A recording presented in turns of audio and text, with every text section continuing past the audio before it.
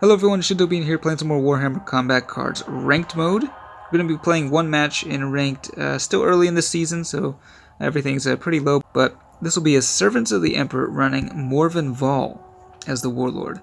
She has a defensive special rule decreasing the damage from the first 3 enemy attacks against each card by 30%.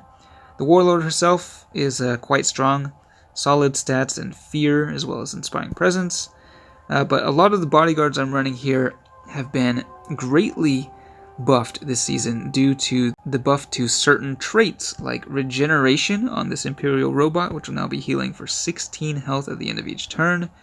We've also got Iron Hand Strachan, also healing 16 while gaining +8 each time it takes damage from the berserk, so that is really good. Massive improvement on him. Now we've got Curia Draxus, who now does 20 damage at the end of each turn with poison. She's got all 3 attack types, so a really amazing card now. And now we have a reason to use the Sulphur Hound as well, which never used before, but poison is just really deadly at the moment. We also got one Psyker with the Signing Blast. We also got the means to debuff both ranged and melee when you pair him with the Psyker, so that's a good combo. And then we got a healer, and then one bodyguard with taunts, running all 8 bodyguard slots, so that means don't really have much control over what you get in your starting hand, but yeah, every single bodyguard in this deck is useful. We're up against Skull Taker running, it looks like 7 bodyguards, and level 3, so kind of on the lower side, unfortunately. We're going to drop Iron Hand Strachan here right off the bat. Uh-oh, they got target acquired. But we'll see. We'll see what they drop next. Just put down the Imperial Robot for now. Poison would be good against Fear. In fact, yeah, I guess we'll just throw the Sulphur Hound down here and see if we can poison that guy, although they may just move the cards over, which they do. Okay, they got poison of their own, Typhus, on the field. So Iron Hand Strachan is actually getting targeted by everything. Okay. Which means he's actually going to be poisoned. Going to be taking 15 damage at the end of each turn. We're going to start off with ranged, which will poison Typhus.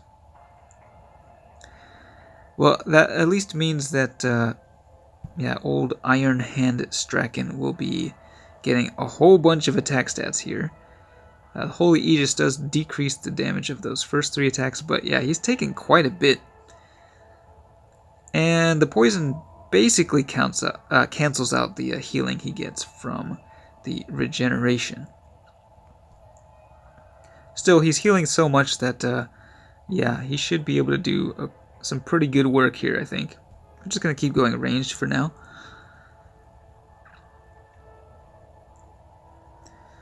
Alright. So, what's going to come out next? We got an 8-bound, inbound, going with the melee, and okay, going to be able to clear out both the left and right lanes there. Yeah, that damage, the poison damage, whittling our guys down. These are pretty low level cards, unfortunately.